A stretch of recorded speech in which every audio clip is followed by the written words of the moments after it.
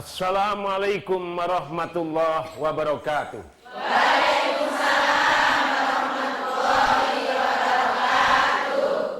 Bismillahirrahmanirrahim. Alhamdulillahilladzi ja'ala Ramadan syahra maghfiratin wa rahmatin wa idkim minan nar wa hayya'ahu liman sabara ala ta'ati tulal laili wan nahar. Asyhadu an la ilaha illallah wahdahu la syarika lahul malikul ghaffar wa asyhadu anna sayyidana Muhammadan abduhu wa rasuluhul hadi al-mukhtar. Allahumma salli wa sallim wa barik ala sayyidina Muhammad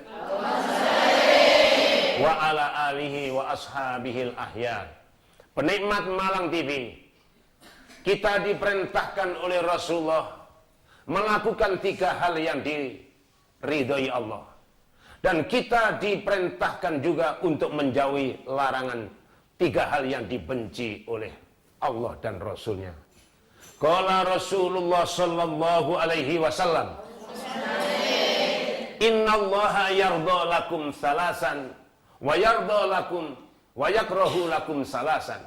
Am yardha lakum an ta'buduhu wa la tusyriku bihi syai'a wa an taqsimu bihablillahi jami'an wa la tafarraqu wa an tunasihu mawalahu Allahu amrakum.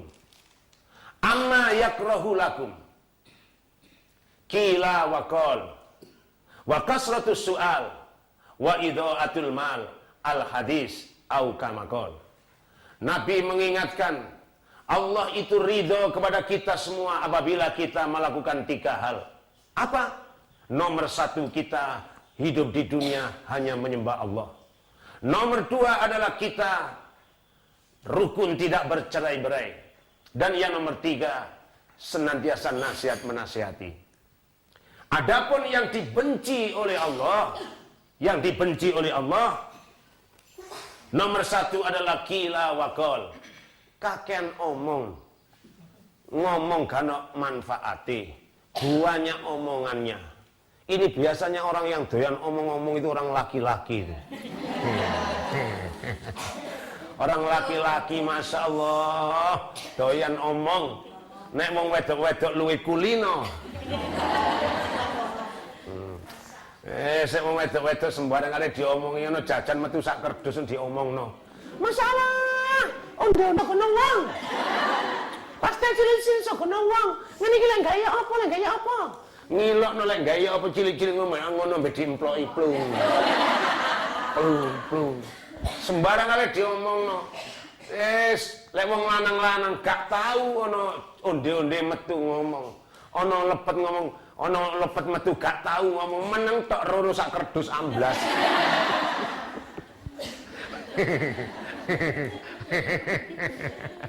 Iku bedane wong lanang, meneng tapi gelendem. Nggih napa nggih? Ayo kita usahakan jangan NATO. Apa bahasa NATO? NATO, no action talking only. Ngomong tok gak ono buktine. Lah iso ngomong sithik ae buktine sing akeh. Insya Allah. Jangan banyak bicara. Jangan banyak bicara. Yang nomor 2 yang dibenci oleh Allah dan Rasulnya adalah kasratus su'al. Kakean pertanyaan.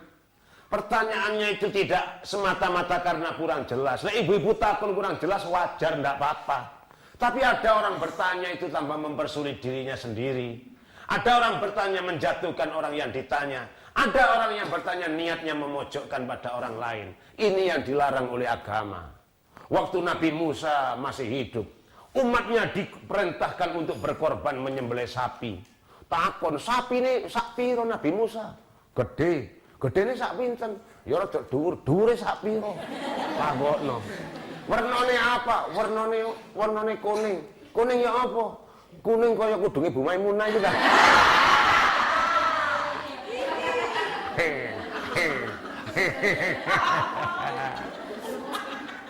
Sing ditakokno. Kuning telo, kuning branya atau kuning emas ditakokno semua. Ini memperbanyak pertanyaan. Dilarang oleh agama bertanya tapi mempersulit diri sendiri. Akhirnya mencari sapi 1 ekor sapi senegara tidak ditemukan, baru akhir ketemu. Kenapa? Karena banyak pertanyaan sesuai yang ditanyakan tadi. Makanya kalau kita takon yang wajar-wajar. Tapi insya Allah kalau ibu-ibu itim ini orangnya pinter-pinter, takon yang manfaat kabeh. Allahumma amin. Allahumma amin. Yang terakhir yang dilarang oleh agama adalah wa idha'atul mal, boros terhadap harta bendanya. Orang boros itu adalah wis belonjo sak ketoke matane dituku. Mene tuku pentil, mben tuku dom, mben tuku benange, sak ketoke dituku. Uangnya tidak ada manfaatnya. Berikan uang kita untuk kepentingan masjid, yatim piatu, untuk syiar agama, itu adalah bermanfaat, insya Allah. Penikmat Malang TV, acara ini belum selesai. Jangan tinggalkan TV Anda jauh-jauh. Kita lanjutkan setelah yang satu berikut ini. Malang TV yang dirahmati Allah, masih tetap bersama saya Zen, ditemani oleh ibu-ibu jamaah Tiba Malang atau disingkat IDIM, yang beralamatkan di Jalan Watu Gilang 17C, Ketawang Gede, Malang, Kota Malang, Lokwaru, Jawa Timur, Indonesia, Asia Tenggara. Di jamaah IDIM ini, Ikatan Tiba Malang, di bawah pimpinan beliau Ibu Dr. Anda Hajah Maimunah Sam'un. Mari kita lanjutkan acara ini dengan bincang-bincang tentang problematika hidup yang kita jumpai. Saya persilakan kepada Ibu. Monggo, Bu. Saya Ibu Dwi dari Jamaah Pengajian Al-Hidayah Kota Malang. Saya mau tanya Pak Zen, saya sering lupa baca niat sahur. Untuk menjaga kemungkinan itu, saya berniat puasa 1 bulan. Apakah sah puasa saya? Nggih. Kalau malam hari kita lupa tidak sahur, kemudian kita itu tetap niat sesudah sholat isya, sesudah sholat fardu maghrib, maka tetap sah diterima oleh Allah. Kalau memang lupa, tidak niat, Pak, saya mulai awal Ramadan, bismillahirrahmanirrahim, ya Allah, saya niat puasa 1 bulan Ramadan. Besoknya lupa, tidak niat, besoknya lupa, tidak sahur, tetap puasanya diterima Allah. Allahumma amin. Tetapi setiap malam harus diusahakan niat puasa untuk besok harinya. Nggih, insya Allah. Nggih, dilanjut, monggo, Bu. Nama saya Bu Narti dari Pengajian Al-Hidayah Kota Malang. Saya ingin bertanya kepada Pak Jen, yang saya tanyakan umur 17 tahun ke atas. Saya menstruasi sampai 20 hari. Berapa waktu terpendek bagi ibu yang menstruasi dan berapa terpanjang? Terima kasih. Nggih. Sekarang umur berapa, Bu Narti? 48. Alhamdulillah. Nggih, ini jadi kejadiannya di waktu lampau. Jadi kalau menurut kitab fikih itu batas minimal itu adalah 1 gejrotan itu, 1 keluaran. Kalau 1 keluaran kemudian kita itu ibu-ibu suci, tidak mens lagi, maka wajib sholat. Tetapi batas normalnya adalah 7 hari, 1 gejrotan keluar, kemudian ditunggu 2 hari, 3 hari keluar, 7 hari keluar, itu normal. Nah kalau setelah 7 hari, 4, 8 hari, 9 hari masih keluar terus, maka itu disebut darah penyakit.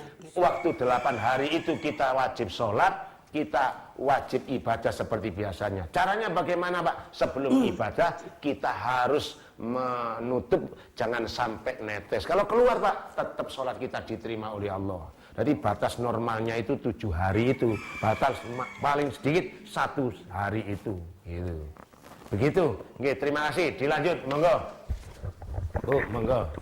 Saya Ibu Hamid ingin tanya pada Pak Zen. Oke. Saya itu seorang pengusaha karena terlalu capek dari pekerjaan, saya tertidur sehabis buka puasa sampai pagi nggak bisa sahur. Bagaimana penjelasan dari Pak Zen selanjutnya? Alhamdulillah, pengusaha uangnya banyak sih, Bu Hamid. Alhamdulillah. Kalau habis maghrib tertidur, kemudian Isya tertidur, pagi tertidur. Ya. Lah terus puasanya bagaimana Pak? Kalau memang habis maghrib waktu berbuka itu tetap niat puasa, semalaman tertidur, kita itu tetap paginya puasa, sah diterima oleh Allah. Lah sholat Isyanya Pak, ya kita sholat Isya dosa karena kita tidak meninggalkan. Nah terus bagaimana Pak? Besok Isyanya kita harus mengqadha sholat Isya. Insya Allah. Tertidur enggak apa, tertidur. Tapi usahakan kalau tidur sebelum tidur Bu Hamid dipeksa habis Isya lah. Iya. Pengusaha ya. Ditunggu Isyanya, sudah tahu Isya tinggal 30 menit wis tak turu mesti Isya. Itu ada kesengajaan kita dosa. Usahakan habis sholat Isya tertidur. Nanti kalau misalnya jadi kita tidak nanggung dosa sholat Isya, insya Allah. Ya, dilanjut monggo. Bu Maimunah, Pak Zen. Oh, nggih, baca. Yang ingin saya tanyakan, kenyataan di lapangan itu sholat taraweh itu beraneka ragam.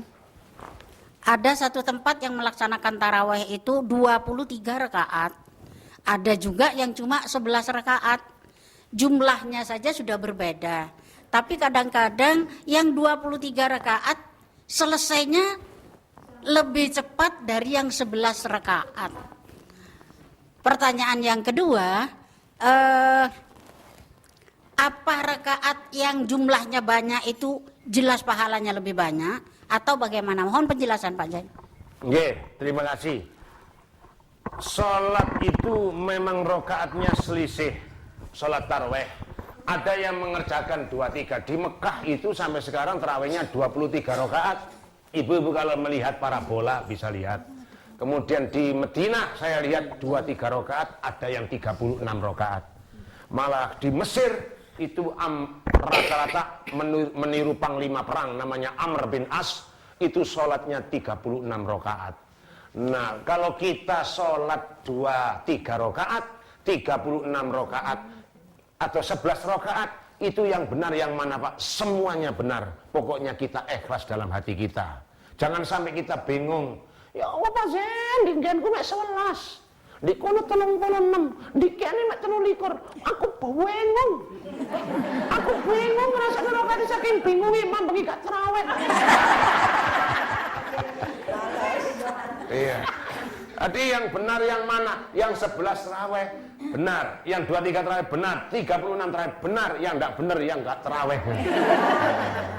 Yang penting kita rukun insya Allah. Insya Allah. Terus jangan sampai kita itu ngotot-ngotot. Kamu 23 salah, kon 11 salah, kon 36 salah. Jangan, kita tidak ada yang belum pernah mati, tidak ada yang tahu. Jangan sampai kita mentang-mentang, jangan sampai kita membenarkan diri kita sendiri. Semuanya ada dasarnya, insya Allah. Apalagi sampai menyalahkan orang lain. Kau 11 salah, kau 23 salah, 36 salah. Berarti ada unsur kesombongan dalam hati kita. Orang sombong itu adalah la yadkhulul jannata misqala darratin fi qalbihi misqala darratin min darrah. Tidak akan masuk surga. La yadkhulul jannah man qala fi qalbi misqala darratin min kibr, apabila di dalam hatinya seseorang itu ada unsur kesombongan walaupun sebesar debu. Naudzubillah min. Biarkan tetap berjalan mengalir, yang penting kita rukun insya Allah. Lah salat yang 23 rakaat jangan sampai ngebut. Allahu Akbar, Allahu Akbar, Allahu Akbar. Bu Maimunah di mburi ya Allah rek kira ngaco iki. Sing enom-enom kaya Bu Siti, jenggo. Mestinya yang sholat 23 itu lebih lama, 36 lebih lama, itu afdol. Nah kalau kita misalnya 36 lebih cepat ketimbang 23 lebih cepat ketimbang 11, maka tumak ninanya kurang, otomatis pahalanya berkurang. Lebih baik kita yang pelan-pelan, yang tumak nina, insya Allah. Pemirsa, acara ini belum selesai, jangan pergi kemana-mana, karena setelah yang satu berikut ini kita lanjutkan kembali. Yang dirahmati Allah, masih bisa dilihat di layar kaca Anda. Ini ada ibu-ibu di sebelah saya, ini adalah ibu-ibu yang kanan kiri ini ibu-ibu ITIM, Ikatan Tibak Malang. disepot oleh ibu-ibu Al-Hidayah Kota Malang. Ini pakai kerudung kuning. Iya. Good morning, selamat pagi. Good morning, selamat pagi. Kerudung kuning menarik hati.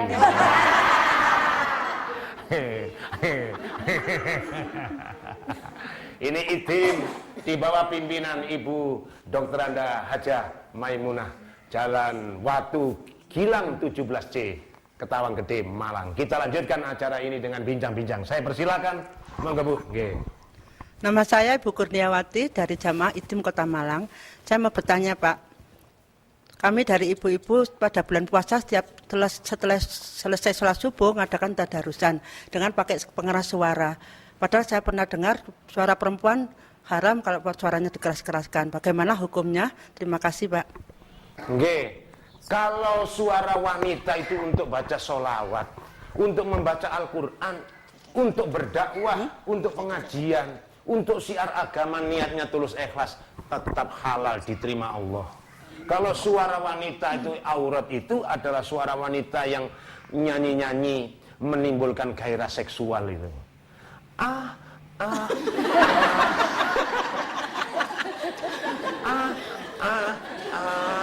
Mandi madu. Mandi madu deh. Ini kan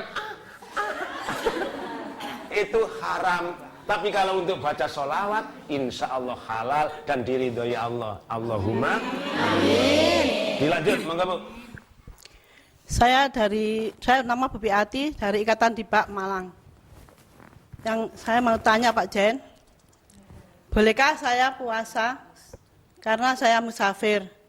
Berapa jarak kilometerkah saya tidak puasa? Terima kasih. Kembali kasih. Kalau musafir itu pamangkana maridon au ala safarin, siapa orangnya sakit atau orang itu bepergian boleh tidak puasa. Dengan catatan musafir itu satu jaraknya itu sekitar 85 kilo. Nomor 2 jaraknya 85 kilo itu satu arah, bukan 2 arah. Misalnya Bu Piati itu ke Surabaya boleh tidak puasa, ke Probolinggo, ke Blitar boleh sekitar 80-90. Tapi kalau cuma Bu Piati tempuh di nang Singosari mubeng. Singosari Brembeng Tembalangan mubeng ngene didelok speedometer 85 Pak Jen. 85 kilo itu muter-muter tidak boleh. Nah, jadi harus satu arah itu 85 kilo. Yang ketiga, boleh musafir itu boleh tidak puasa asalnya tujuannya suci. Surabaya nanti Bu Piati silaturahim Pak Jen, nanti Bu Piati aku nanggene dulurku nyambangi, tidak apa-apa. Bu Piati mau kemana? Ngotel lah. Nah Surabaya ngotel walaupun jaraknya 80 kilo tidak malah boleh. Mana Bu Piati nanti Surabaya Pak Jen, ketemu dianya. Ketemu dianya, dadakno iki ini bukan tujuan suci, ndak boleh mokel. Nanti kalau tujuan suci jaraknya 80 gitu, 85 kilo satu arah itu boleh musafir. Itu tetap kalau puasa lebih bagus, kalau musafir ndak puasa boleh, tapi harus mengganti sesudah hari raya. Insya Allah. Monggo, Bu Ani ya. Ya, nama saya Bu Ani, saya dari Jamaah IDIM Kota Malang. Saya mau tanya Pak Jen, saya dengar di pengajian puasa 30 hari itu ada klasifikasi untuk 10 hari pertama, 10 hari kedua, 10 hari ketiga. Apa maksudnya dan mengapa begitu? Saya kira cukup sekian, terima kasih. Nggih. Awaluhu rahmah. Jadi kalau kita puasa di bulan Ramadan 10 hari pertama tidak pernah mokel, itu otomatis kita itu dapat rahmat. Rahmat itu taburan kasih sayang. Dapat berkah, dapat rahmat dari Allah. Orang yang puasa 10 hari pertama tidak putus, tetap orang itu dapat kasih sayangnya Allah. Allahumma amin. Wa ausatuhu maghfirah. Orang yang puasa tanggal 11 sampai tanggal 20, orang itu dapat ampunan Allah. Amin. Wis puasa 20 dino, 10 dino yang kedua itu mulai tanggal 11 gak tau mokel babar blas. Dosa-dosa yang pernah kita lakukan diampuni Allah. Yang nomor 3, wa idkun wa akhiru idkum minan nar. Yang 10 hari terakhir 21 sampai 30 puasa enggak pernah putus sama sekali, maka orang itulah akan mendapatkan jaminan bebas dari siksa nerakanya Allah. Allahumma amin. Mudah-mudahan kita semua termasuk orang yang beruntung dunia akhirat. Amin. Bismillahirrahmanirrahim. Amin. Allahumma sholli ala Sayyidina Muhammad wa ala ali Sayyidina Muhammad walhamdulillahi rabbil alamin. Rabbana atina fid dunya hasanah wa fil akhirati hasanah wa qina adzabannar. Subhana rabbika rabbil izzati amma yasifun wa salamun alal mursalin walhamdulillahi rabbil alamin. Malang TV dari warga Malang untuk warga Malang semuanya. Wallahul muwafiq ila aqwamit thoriq. Wassalamualaikum warahmatullahi wabarakatuh. Waalaikumsalam warahmatullahi wabarakatuh.